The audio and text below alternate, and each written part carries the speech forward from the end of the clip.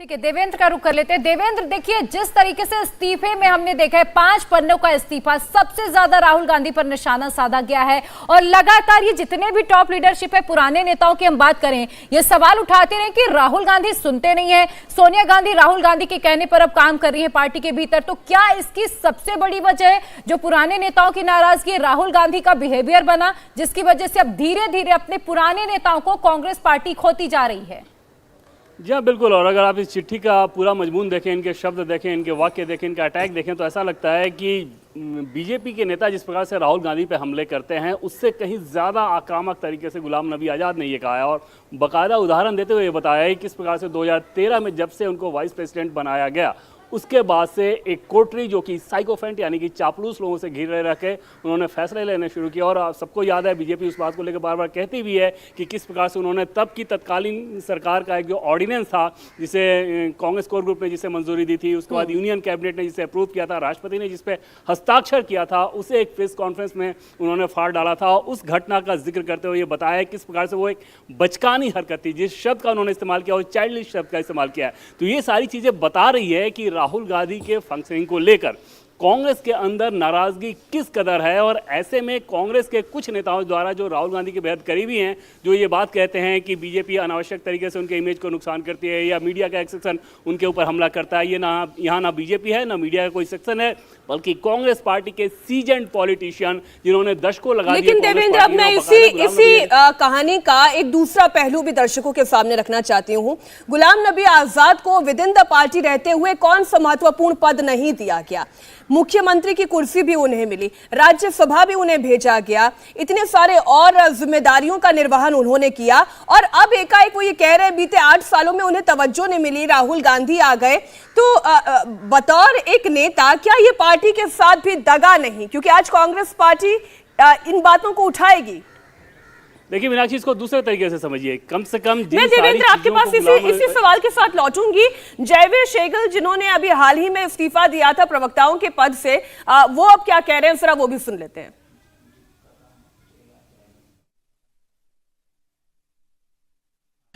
The fact that a youngster like me complained about the sycophant Darbari culture, and now a senior seasoned leader who has given his blood and sweat to the party is speaking about it becoming a club of PAs and security guards, shows that leaders across age groups are disappointed, frustrated by this entire coterie culture which is thriving in the Indian National Congress. Mr. Ghulam Nabi Azad's letter is the correct diagnosis of how Indian National Congress has transformed from a formidable political party into a cozy club of PAs, security guards and darbaris who are nothing but mere cheerleaders who only work for themselves, neither for the party and neither for the people of India.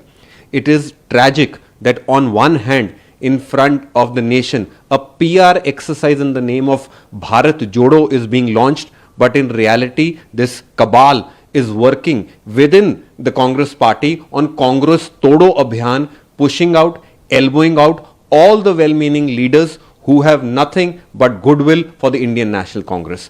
I think this letter speaks loudly.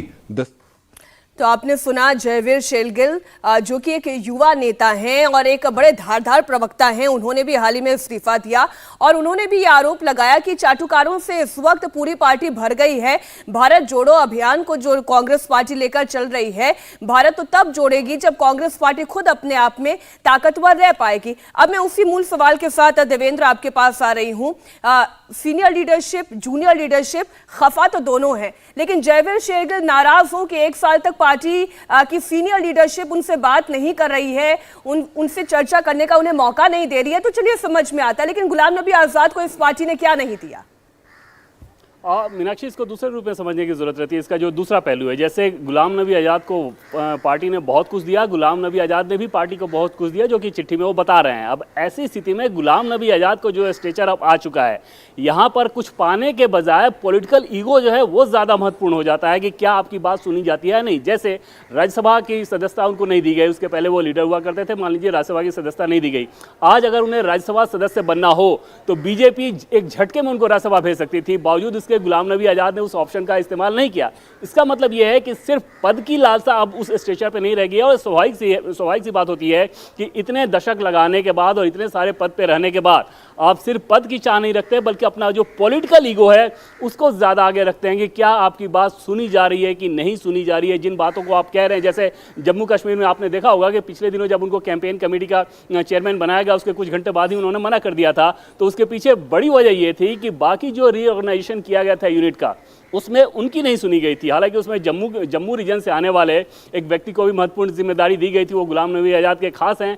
लेकिन गुलाम नबी आज़ाद की क्योंकि सुनी नहीं गई, उनको ऐसा लगा कि हमारी सुनी नहीं जा रही है और इस बात से वो नाराज़ होकर उन्होंने कैंपेन कमेटी से ही मना कर दिया। जब सोनिया गांधी से उनकी मुलाकात हुई थी, तब ये हमें बताया गया था कि सोनिया गांधी ने उन्हें ऑफर दिया कि आपको नंबर 2 का पोस्ट दिया जा सकता है, क्या आप इस तरह से काम करना पसंद करेंगे।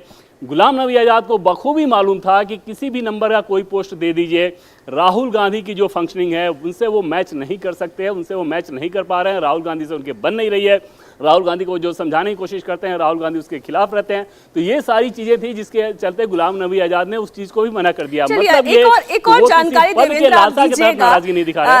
ये जो कांग्रेस की इंटरनल पॉलिटिक्स है, उस पर मैं विजयलक्ष्मी आपके पास आऊं। उससे पहले देवेंद्र, इस वक्त भारतीय जनता पार्टी इस खबर को किस तरीके से देख रही है, वो कैसे इसे कैश करने वाली है, क्योंकि उसे तो मौका चाहिए होता है। और यहाँ पर सीधे सीधे पार्टी के एक सीनियर लीडर ने इस्तीफा देते हुए राहुल गांधी के ऊपर तमाम आरोप लगा दिए हैं।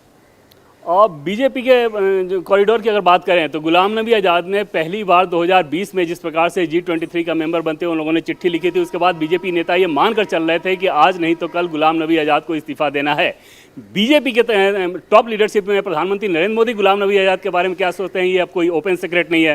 उन्होंने हाउस में जिस तरीके से उनकी तारीफ की, उनका पूरा जो कैरियर है जिस तरह से उसका बखान किया, उससे सबको मालूम है कि गुलाम नबी आज़ाद बीजेपी के टॉप लीडरशिप में बहुत रिस्पेक्टेड जगह पे हैं। बावजूद उसके गुलाम नबी आज़ाद बीजेपी ज्वाइन नहीं करने जा रहे हैं। बीजेपी के साथ उनका जो भी ये सामाजिक सद्भाव है, एक राजनीतिक सद्भाव आप कह सकती हैं कि अच्छी बातचीत होती है नेताओं के बीच, लेकिन वो बीजेपी में ज्वाइन करने वाले हैं, इसकी कोशिश पहले भी नहीं थी, अभी भी नहीं है। ये संभावना जरूर रहेगी कि क्या गुलाम नबी आज़ाद अब कांग्रेस पार्टी से इस्तीफा देने के बाद जम्मू कश्मीर में अपनी कोई एक क्षेत्रीय पार्टी बनाना चाहेंगे।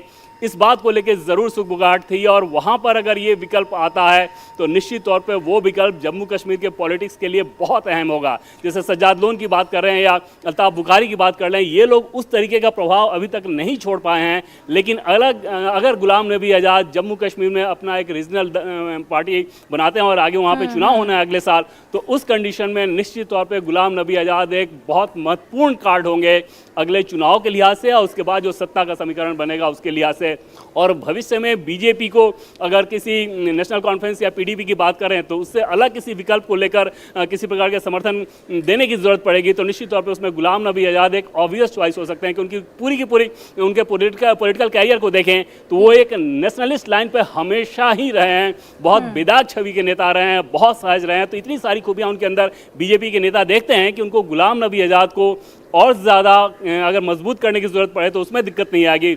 सवाल ये रह गया कि क्या गुलाम नबी आज़ाद ये कदम उठाते हैं, क्योंकि बड़ा इंटरेस्टिंग पॉलिटिकल डेवलपमेंट है ये, ना सिर्फ जम्मू कश्मीर के लिए, कांग्रेस पार्टी के लिए भी, और एक अगर मौके के तौर पर देखें भारतीय जनता पार्टी के लिए तो बड़ा इंटरेस्टिंग पॉलिटिकल डेवलपमेंट है। विजयलक्ष्मी और देवेंद्र, आप दोनों हमारे साथ रहिएगा। इंडिया टीवी हर वक्त हर जगह डाउनलोड करने के लिए सर्च करें India TV news Google play store या ऐप स्टोर पर।